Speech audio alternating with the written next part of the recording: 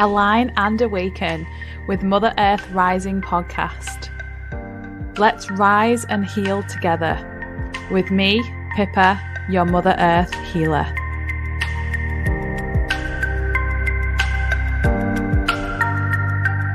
Hi guys. So I'm currently in England and chatting to an amazing man who is over in San Diego, davidji. But my soul is actually sat with him in his treehouse. So I'm so excited to chat to him today. As a lot of you know, everyone that I speak to on my podcast is someone that I want to get to know myself because they've inspired me, but also to help you on your journey. I know a lot of you follow davidji and you are mesmerized by his work and his voice. That's what drew me to him. But I'm so honored and so grateful to introduce davidji onto the podcast. Oh, hello, everyone. And thank you, Pippa, for inviting me. And thanks for hanging out with me in my treehouse. Oh, it's so warm. I'm loving the rays. So, David, I've loved your meditations. Your meditations are probably the ones that send me into the gap the quickest because, you know, that's what you talk about a lot is the sweet spot, the gap. And it's with meditation, I know that's what you teach, but I think with people meditation, they think they have to perfect it. And I just want you to introduce yourself, let people know what you do, who you are, and the amazing work that you're doing for this planet. Sure. I'll give you a quick backstory. I started meditating when I was in university. In college, it was an experimental Asian studies course. It was a Zen meditation practice that we were trained in. There were 12 of us in the class. We sat on the floor. Our Zen master stood in the corner. We were instructed that when we had a thought pop into our head, we would raise our hand while we were meditating. And in his hand, he carried an 18-inch bamboo stick known as a keisaku. So when we raised our hand, he would come over and thwack us on the back. So I only lasted in that school of meditation a few weeks. I found the benefits amazing, but I didn't want to get hit while I was trying to practice something. So so I left there, got into candle gazing, then moved into mantra, and then into mindfulness, and then into tantra, and then into vipassana, and then into chocolate tasting meditation. Oh, one of my favorites. And my practice really sometimes for weeks and months and sometimes for years really started to thrive.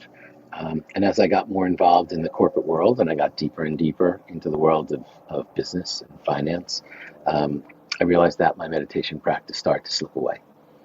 And one day I just realized that I wasn't even meditating anymore. I had traded in my early morning practice for an early morning train ride into the World Trade Center. I traded in my evening practice for a nice glass of scotch. And like that, meditation was gone and balance was gone in my life. And in the wake of 9/11, as I was walking past a row of cardboard boxes in southern Manhattan that people were living in, I walked past this particular box and a hand reached out and grabbed my pant leg and pulled me in. And this guy with these crystalline blue eyes peered up at me and said, "What's going to be on your tombstone?" It's a fairly reflective moment. It's pretty intense. And so we hung out there. It seemed like hours. I call these butterfly moments, you know, where suddenly everything stopped. The traffic stopped. The people stopped. It was like it was only him and me in this sacred moment. And we continued our conversation a little bit without moving our lips, which is pretty intense. And at a certain point, I started to move on. Suddenly I realized tears were streaming down my face. My heart was racing. I was, hyperventilating. My knees were weak. I had to go sit down on the stairs of this apartment building right next door. And it was like probably the most profound moment, like a lightning bolt had hit me. And so I went home that night and shared this story with my wife, and she said, you need to quit your job, and you need to do something else that is more fulfilling, because that deep question, what's going to be on your tombstone, you're definitely not loving your job. and you're working for other people, and you're working 24/7, and where's the fulfillment coming from? And so she said, there's this guy, Deepak Chopra. He's having a retreat in Oxford, England, and you should go there and rekindle your meditation practice. And so I'm fairly obedient, left my job, headed off to Oxford. And there was supposed to be like 2,000 people at this event, but because it was in the wake of 9/11, nobody was flying. And so there were like 50 of us instead. And it was like my heart had been this like white linen cloth that was immersed in black India ink. I was empty inside. I was soulless. I didn't know what my meaning was, my purpose was, why am I here? I was just so sad about everything in life. But by day 3 of just meditating every single day for hours and hours, every single day, by the 3rd day, it was like that cloth had been like draped through a rushing stream and just cleansed and lightened. And I felt joy for the first time in years. And so suddenly I was like, oh my God, this is possible. In just, 3 days of connecting to the stillness and silence that rests within, I can actually shift how I feel about everything in life. So I left there, headed off on my own little eat, pray, love journey without the eating and the love, just a lot of prayer, in search of the guru. So I headed off to India, got a 6-month visa, traveled high and low throughout India. I was meditating, I was practicing yoga, I was bathing in the Ganges. I was like trying to find the cosmic answers of life. And it's 11/11 right here in California. So make a wish. There's only one wish I've got.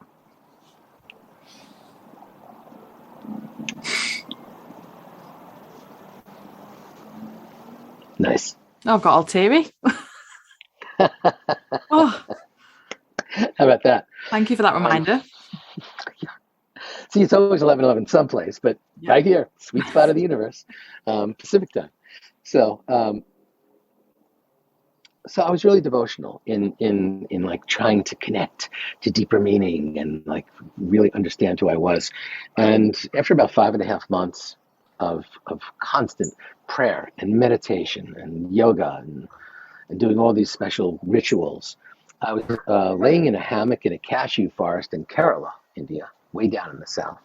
And I was reading the Bhagavad Gita, this ancient Indian text, which I'd read hundreds of times, but suddenly in that moment when I read chapter 2, verse 48, and the Bhagavad Gita, for those of you who don't know, the greatest warrior of all time, Arjuna, this is like 2,300 years ago, about 300 BC. And, the greatest warrior of all time is conflicted. He's on the battlefield and he's about to like lead his troops into this, big battle. But as he looks across the battlefield, he sees people he grew up with. He sees his teachers, his schoolmates, his relatives, because it's sort of like one of those infighting, relatives infighting battles. And he doesn't want to fight. And he's conflicted. And he doesn't know what to do. And this charioteer comes up and says, what's going on? And he says, I'm so conflicted. I don't know what to do. I don't know why I'm here. I don't know what my meaning is in life. And I definitely don't want to fight this battle. And I'm a warrior. I'm supposed to be fighting, but I don't want to fight this one. I'm at a crossroads. And the charioteer says, dude, I feel you. It's intense. How about this? I got 5,000 soldiers with me. So either you can accept my 5,000 soldiers and I'll be a charioteer for the other side, or I'll become your charioteer and the other side can take the 5,000 soldiers. And Arjuna, the greatest warrior of all time, says, I don't need more troops. I need clarity. I need to understand. I need someone to guide me here. And the charioteer says, good move, because I'm God disguised as a charioteer. So you've chosen to hang with me now for the battle. Good call. So the 5,000 soldiers go over there. And the Bhagavad Gita is really the story, the very, very first conversations with God, conversations with the divine. And, they talk about life and love and meaning and purpose and serving others and the fact that we have to act. But before we act, we should get still and get clear and then perform our actions brilliantly. So that's the line I'm reading in the Bhagavad Gita. I'm reading chapter 2, verse 48, where Arjuna says, how am I supposed to live my life? And God replies, Yoga sta kuru karmani. Yoga sta kuru karmani. Yoga sta means establish yourself in the present moment. Kuru karmani, and then perform action. Mm. So really, really powerful message. It hit me like a lightning bolt. I jumped up, I ran to the bus stop. Didn't matter. A bus didn't come for 20 hours. Then I got on the bus and to Mumbai airport.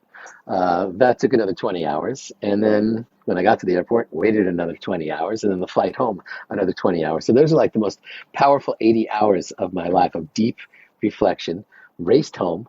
And after 5 weeks or so, a few of my friends sort of came to my house and said, dude, all you do is sit around and meditate. I was like, I know. Isn't it amazing? It's just amazing. I love it so much. Feels so good. And they're like, we're a little worried about you. You probably need to do something with this. Maybe you could teach people to meditate. And I said, guys, I'm from New York. I don't care about anyone else's meditation. As all New Yorkers, we're so self-absorbed. Why do I care about that? My friend said, well, if you really want to learn something, learn to teach it. Learn it from the inside out. And he said, your friend Deepak, he's got a center in California. You should go to a workshop there and begin this journey of becoming a meditation teacher. So again, I'm fairly obedient. It seems every time someone advises something to me, I do it. So I headed out to California, went to this workshop, reconnected with Deepak and his partner, David Simon. And at that workshop, they offered me the opportunity to run the Chopra Center as its COO. And so I began that. I never went home, never left there. 6 months later, I flew back to pack up, all my stuff and drive back across the country. But that was it. And ultimately, I became the lead educator because I was teaching meditation every single day, got certified. And then ultimately, I became the dean of Chopra Center University. And so that was my life, pretty much teaching meditation every single day and listening to people. What were the challenges? Why aren't you meditating? What are your experiences during meditation? All those things. Got the opportunity to travel the world for 10 years with Deepak and David and, share these teachings with people around the world. And in 2012, I said, you know what? I think it's time for me to leave the nest here. It's been a beautiful decade. And I want to teach in prisons, and in schools, and in hospitals, and just want to, people who aren't really getting this teaching, let me be, that expression. So that's what I've been doing since 2012. Since then, wrote a few books, recorded about 1,300 guided meditations, launched my own teacher training program. And here we are. So that's what I do. I help people connect to the stillness and silence that rests within so they can make more conscious life. That's a wonderful story. And I really took on board what you said about conversations with God, because that's actually a book that I'm reading right now is Neil Donald Walsh, Conversations with God. Me and my partner, Chris, are reading it. He's read it 3 times, but we're reading it together again. I'm highlighting things and I'm like, wow. Because I think if I'd read that 3 years ago, I would have been a bit like, kind of get it, but still bits I don't really understand. But as I'm reading it now, I've bought myself a Kindle and I'm kind of going through it and I'm highlighting things that really stick out for me. And when you said conversation with God, I thought we all have that within us to, speak and communicate with God, but we're not listening because we aren't getting quiet with who we are. And I love how he says in the book, we aren't here to find ourselves. We're here to remember who we are. We're here to remember. And it all kind of goes, click, click. And I will hold my hand up. I don't meditate every day. I kind of jump in and out. Chris and I do meditate together because obviously we're on Zoom long distance. But I find a lot of my meditations are in nature when I'm walking my dog. I know you walk Peaches, which is just so cute. And I do want to bring her up actually because she does the cutest little waggle as you're walking her. Right? So do you have any connection with her in a sense? I know you have a connection with her, but have you ever had any like profound moments with her with, your spiritual work? I really do. She adopted me about 12 years ago. She's 13. She's like a puppy. Mm. She loves to skip. And so the first time she started to prance around and skip, I was like, maybe she has got like a luxated patella or some type of knee issue. So I started bringing her to these various vets to check her out and do, take x-rays of her knees and feel them. And she's had MRIs, of her knees and stuff like that. And after I hit like the seventh vet who said, and I would show the vet, the videos, because they're literally, every morning as I walk her, I film that. And so all of these doctors said, shh, there's nothing wrong with her. She's got great knees and great legs, and I think she just likes to skip. And so she does this sachet when she skips, shaking her behind back and forth and her tail swagging. And so whatever I'm dealing with during those walks, and I walk her about 3 times a day, whatever I'm dealing with just dissipates. So totally. So I started, I guess about 7 years ago, started creating, like lessons, lessons from my dog. And I called them Peaches Teaches. And I posted those all over Instagram and Facebook and stuff like that. But yes, she's so present moment. I have another dog who's totally driven by food. Mine's the same. If I say, hey, let me give you a big hug, she'll say like, do you have a piece, is there any food for me? What's in it for me? Peaches, I just come over to her. She lays on her back and just like exposes her belly and says like, give it up, just rub my belly. So she is just purely driven by love. And she teaches, what's one of the reasons that we suffer so much in this life? It's because we're resisting what is right now. We're resisting the moment. We're resisting the change. We're resisting the situation. Certainly that's the source of all of our trauma, from COVID. We're resisting it so much, resisting being locked down, resisting being sealed in, resisting having to wear a mask, resisting, like all these rules and stuff like that. And Peaches teaches, resist nothing, and you will receive unconditional love. That is the message. And so people are like, I'm not getting the love I need, or I'm not getting the love I desire. That's probably because you're resisting something. So meditation is really one of those powerful tools to help us resist a little bit less. And people ask me, who's the wisest spiritual teacher that you've ever, hung out with? And I've hung out with His Holiness the Dalai Lama, and Neil Donald Walsh, and Wayne Dyer, and Deepak Chopra, and Marianne Williamson, pretty much everyone. But who's my wisest spiritual teacher? It's Peaches, the Buddha princess. So obvious, because she doesn't have to like come up with anything. She's not thinking bullet points. She is fully present, constantly, and that's pretty amazing. Can you hear that plane flying overhead? That'll be me soon. I live in this flight path, and at first I would resist it, go like, planes overhead. Then I figure, well, I'm not moving, and this is the plane's flight path is not changing. So now every time I hear planes flying overhead, I know that they're throwing hearts out over us. So Pippa, you and I and everybody who's watching it, it's just been like showered by thousands and thousands of hearts just raining on us. So like, how perfect is that? That's lovely. Thank you up there. It's seeing the light in every opportunity, and seeing the light in even darker moments, because we're all going to have those, like I said about COVID, we're resisting being locked down, resisting the jab, resisting the vaccine, we call it a jab in England. And again, it's like we're children in adult bodies, aren't we? It's when we were told no as children, it'd be like, you resist, we're told you're not allowed this, here's a rule, so I think as well, when you do feel off balance, is because people say that to me all the time, but when you want guidance, who do you speak to? And I'll say, you automatically point up, but it's all around, that's what conversation with God, like obviously I'm still at the beginning of it, but he says, why have you never shown yourself, as a person or a form? And, God speaking back saying, well, if I formed myself in this form and then something else and then something else, you'd all have different, you'd all cause divide. So he said, well, where are you? And he's like, everywhere. So I noticed your tattoo as well on your forearm is the yin yang for the Tao, because yeah. So yeah, love that. Love it. First of all, I'm quite envious that you've met Wayne Dyer, because I never got the privilege to meet him. I was kind of just on my spiritual journey before he passed, but he's one of my spiritual teachers. He's been a real,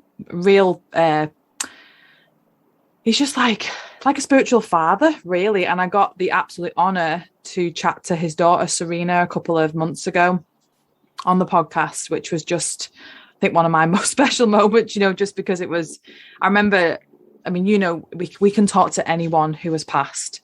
And I think my ego was like, you can't channel Wayne Dyer. Who do you think you are channeling someone so good as Wayne Dyer? But as I kind of listened to more of Wayne's books and watched more of his talks and everything he did, he would sit there and say, oh, I was, having a conversation with Latu and, Henry Thoreau and all these people who he loved, and they were his teachers. And I said, you know what? No, I'm going to sit and channel Wayne, and he comes through so strongly when I need him to.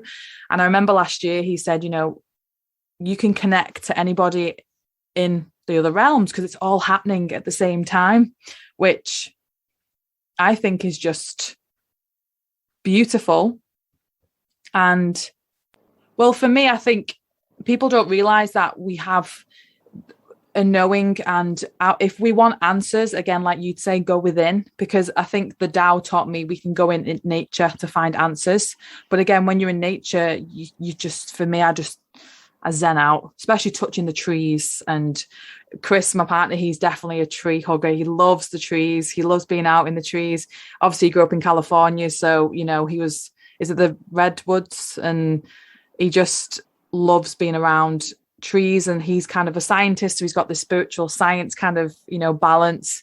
And I remember just touching trees and having moments of I'd go a bit dizzy because they just give off this beautiful frequency. So I always think meditation in nature. I know you're always on the beach as well, which I think that definitely enhances our connection. But for people who are your spiritual teachers, if they're here or if they're not here in the physical form, it doesn't matter, you can connect to anyone who gives you inspiration. So on my altar, which I'll rebuild when I get to New Zealand, I'll have a picture of Wayne on my altar because he gives me so much, just his face. He's just got such an amazing face. And so I think you being able to meet someone like Wayne and Deepak and all of these spiritual teachers, you must be so grateful.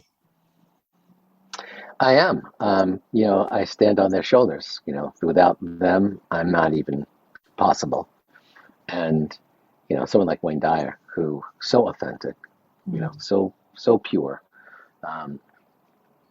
When Wayne Dyer, his book Your Erroneous Zones, probably the number one selling, started kind of a drugstore and saying, hey, would you buy three copies of these? And they would say, no, we're not going to pay you. And he said, I'll give them to you, sell them for $20 and I'll charge you 10. And when I'll come back, in a few days and you'll pay me. And they go, how do you know they're going to sell in 3 days? He goes, because this is a great book and I know it's going to sell. Then he'd leave that store and he'd find someone on the street and say, hey, here's $30. Can you go in there and buy 3 copies of this book? And so then he'd come back, a day later and say, so how'd the book sell? And they go, we sold out. We'll take 5 copies now. And so he did that with hundreds of different places. And ultimately, that book has sold more than 40 million copies worldwide.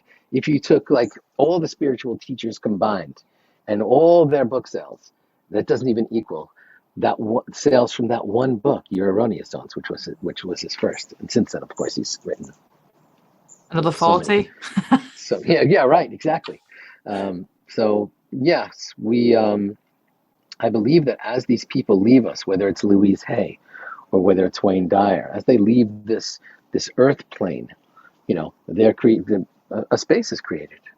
They were here and now they're not. And it was Aristotle who said that nature abhors a vacuum. And so there's a space. And so we're being in shoes, but they've created a space for us. They've had their time on Earth.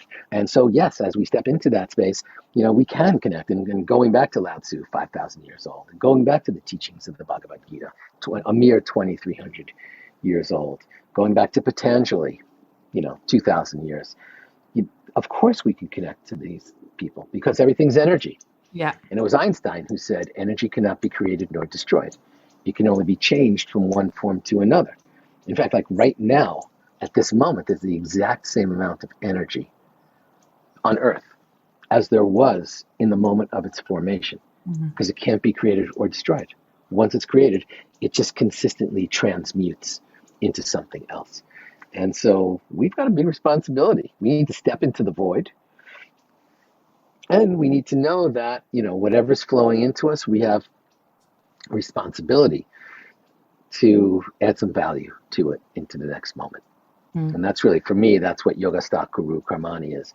Get still and then be brilliant. Add your special flavor, to that moment and level it up. Yeah, because I think I was chatting to my cousin about this today. Me and my cousin are kind of the only spiritual ones in our family. And we were talking about how, we're in a society now where we can just pick up our phone, send a text, pick up our phone, ring, so we've kind of lost the patience. We don't want to wait. We want it now. We want it tomorrow. Amazon offers next day delivery if you order by 10. There's just this doing.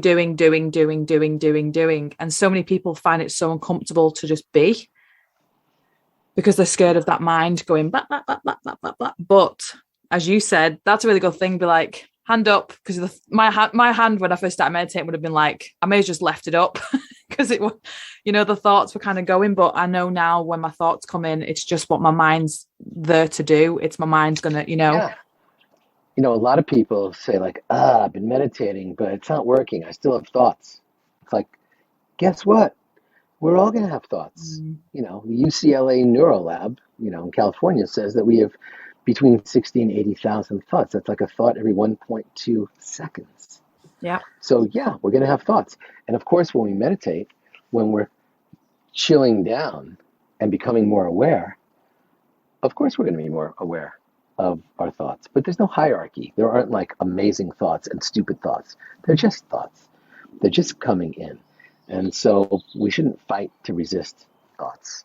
Yeah, or judge them. Just don't judge them, because that's Eat, Pray, Love is one of my favorite movies. Obviously, it's like one of those like moments where you go travel and you find yourself. And one of my favorite movies, definitely. But when she's sat and she's trying to meditate and she just looks at the clock and she's like, oh my God. And that was kind of me when I started to meditate 3 years ago. But I think Chris and I actually said this morning, 10 minutes now isn't enough for us. We need longer because we're finding that we get really deep into this like manifestation meditation. And I'm like off in New Zealand somewhere holding Chris's hand and then come back to your body. And I'm like, no, I just want to stay. I want to stay with Chris and, holding his hand in New Zealand and manifesting.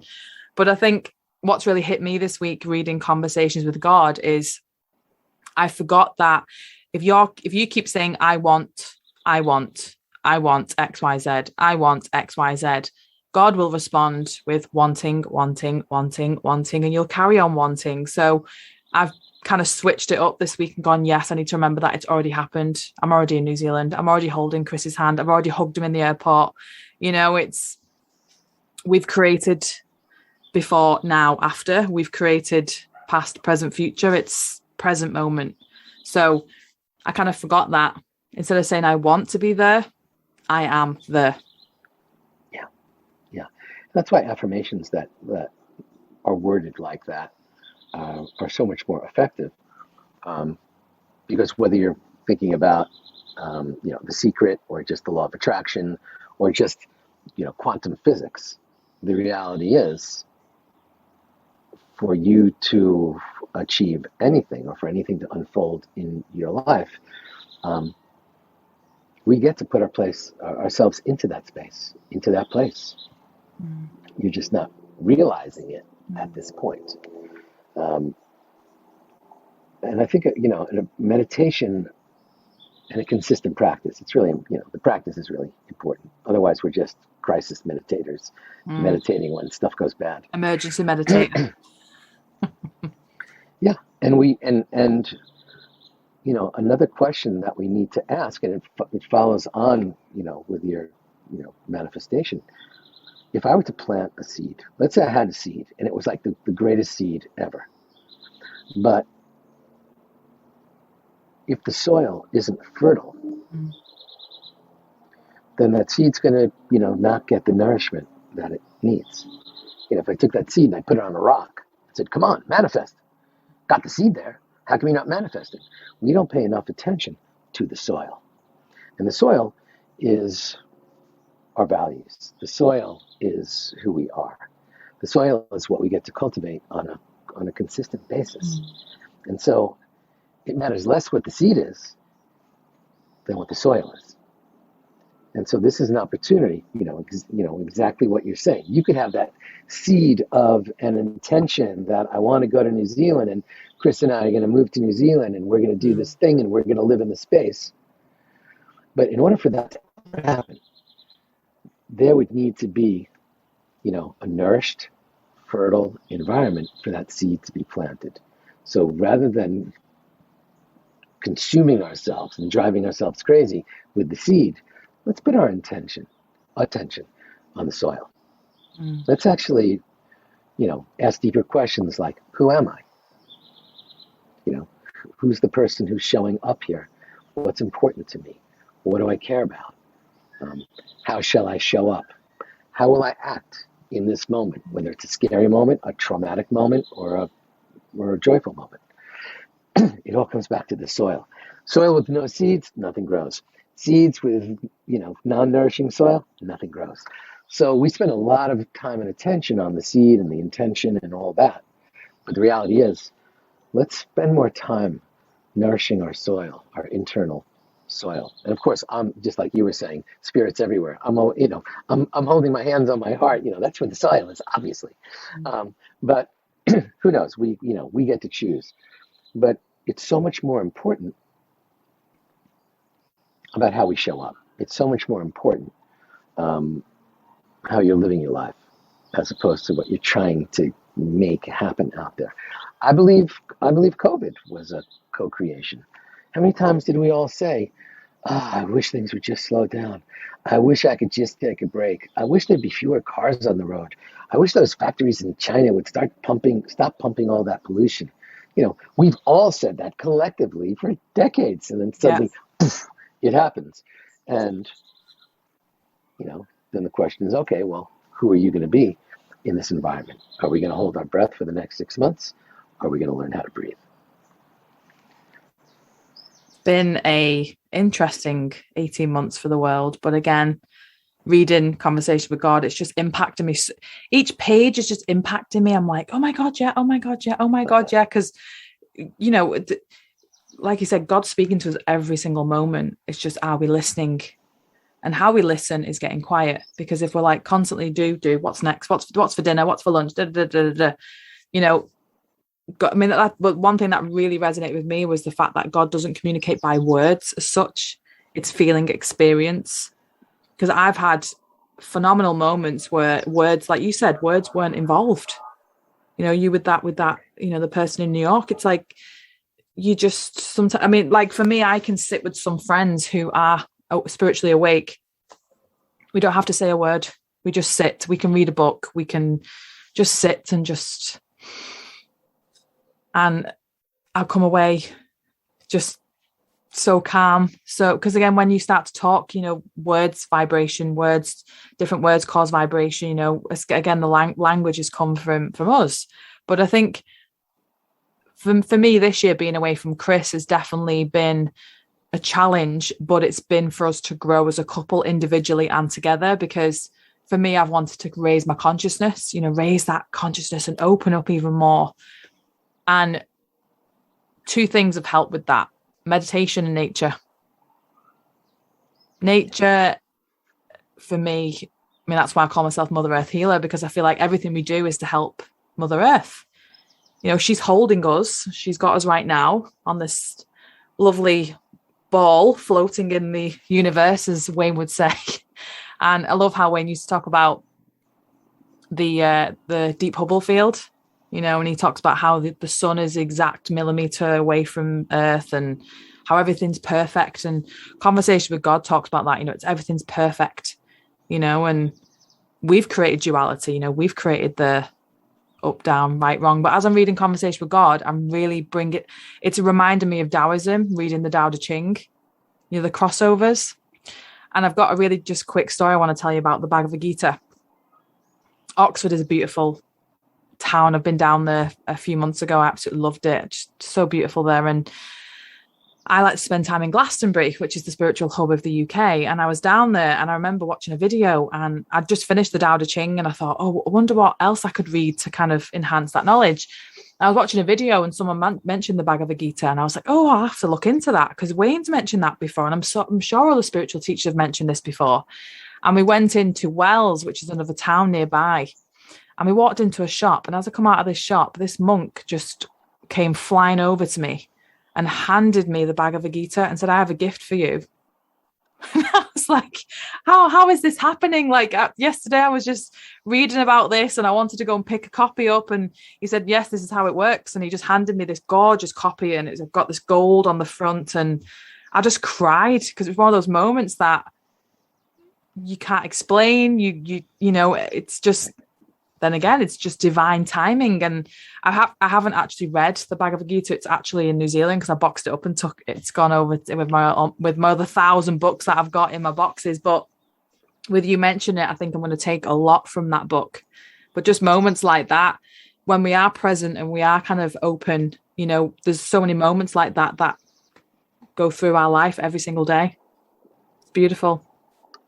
So before we finish, David, I wanted to ask you, what's been one of the biggest challenges for you? You know, even when you have been doing your meditation, have you found any challenges that you've overcome? Yeah, I think it's important that we all know that, you know, I'm a meditation geek, so I'm probably meditating, you know, more than most. And if I'm not meditating in a given moment, I'm talking about meditation or I'm teaching meditation. But that doesn't mean that my world unfolds as I anticipate. You know, there's a whole bunch of things that I just have no control over. And so for me, you know, meditation has helped me, you know, put things into categories. You know, in this moment, you know, there's tons of stuff that I can control. And, you know, I can pick up this pen. I can take a sip. I can speak to you and listen to you. You know, there's a lot that I can do. I can breathe in ocean air. It's coming in from behind me. So much out of my control. And so let me celebrate the stuff that is in my control and raise the vibration there. And the stuff, all that other stuff that's out of my control, let me breathe into it. It's not of my, you know, I had no idea before it suddenly unfolded. And, you know, we can, you know, freak out when stuff like that happens. So we can breathe into it and ask that question. Here we are, or here I am in this sacred, precious present moment. What will you have me do with it? You know, and maybe, I don't know, maybe Wayne answers. Maybe God answers. Maybe Louise Hay answers. Maybe that bird that just chirped is the answer. But I go back to the ancient teachings of Patanjali, who wrote the Yoga Sutras around 2,000 years ago. And the second sutra is Yoga Chitta Vritti Nirodha.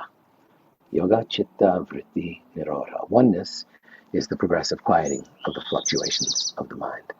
And I believe that if we can just progressively quiet, not stop thoughts, but just quiet, slow everything down just a little bit, we can hear the whispers in our heart. We will hear the whispers of the gods.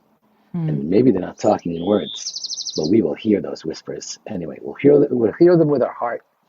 And it's important that we just remind ourselves that that meditation doesn't separate you from your divine nature. It connects you more deeply to that essence. And as you were saying, quoting Neil Donald Walsh, every time we meditate, we are reconnecting to the memory of our wholeness. Mm. And so that's why a lot of people are like, I don't have time to meditate, to do that thing. I've got kids, I've got dogs, I've got a job, there's stuff going on. It's like, I get it. But all of our pain and suffering comes from the fact that we have forgotten our wholeness, or we've slipped away from our wholeness. And so if we can have a daily practice that returns us to the memory of our wholeness, where we were pure and perfect and whole, that moment that we just sort of like popped into this world. Like that's where I want to go back on a regular basis and have that inform my next response to what's going on. This tree behind me, I call it the bee tree, because there's about, I don't know, like 3,000 bees or so swarming around there constantly. And there's this bee that's, once in a while, and it's only like a few feet away, but once in a while, there's a bee, here's one now. It's sort of like a rogue bee. It's sort of like lost its way. And it really wants to get back to the tribe, to the flow. But it's confused, and it's buzzing around me, thinking somehow I'm going to lead it back to, that place.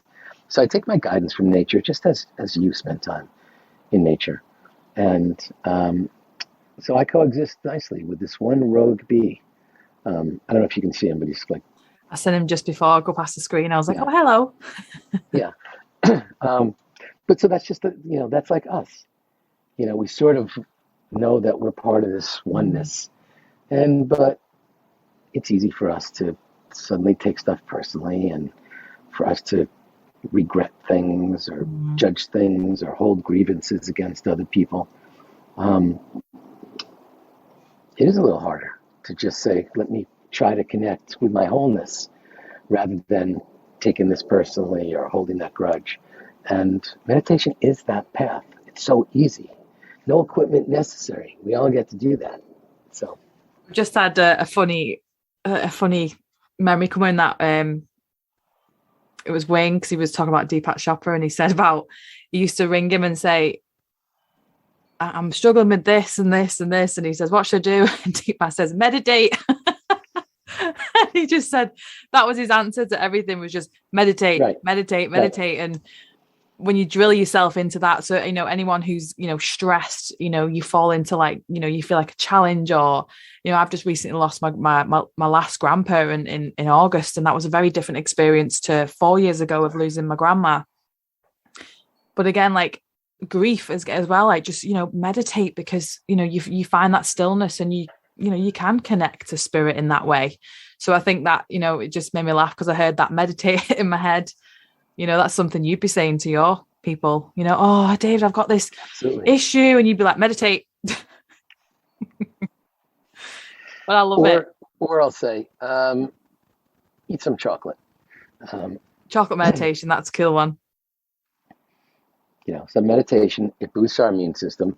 What do we need most when there's a global pandemic?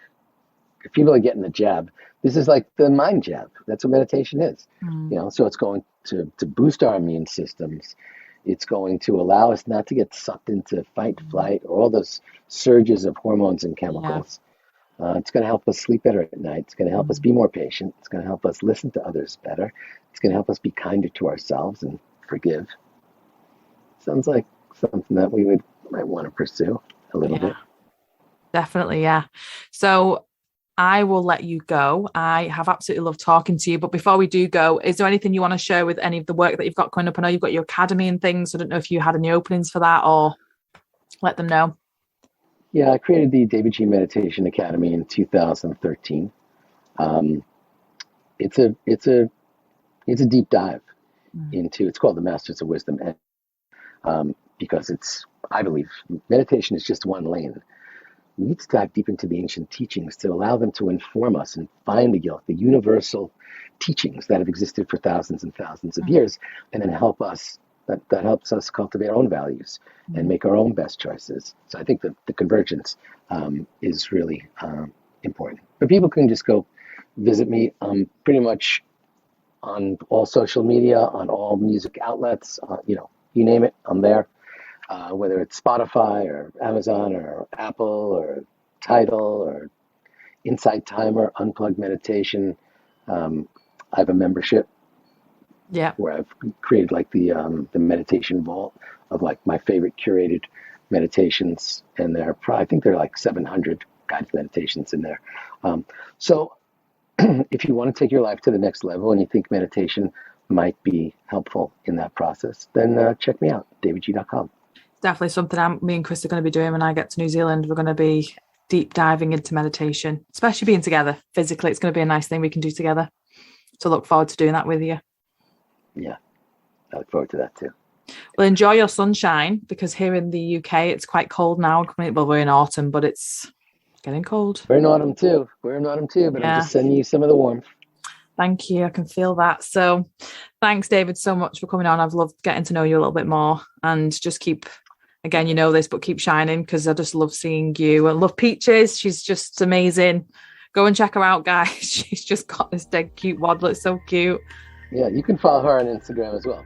She got an Instagram account. Amazing. I'll go and find her. Thanks, David. Enjoy your day. Yeah. Thank you. Namaste.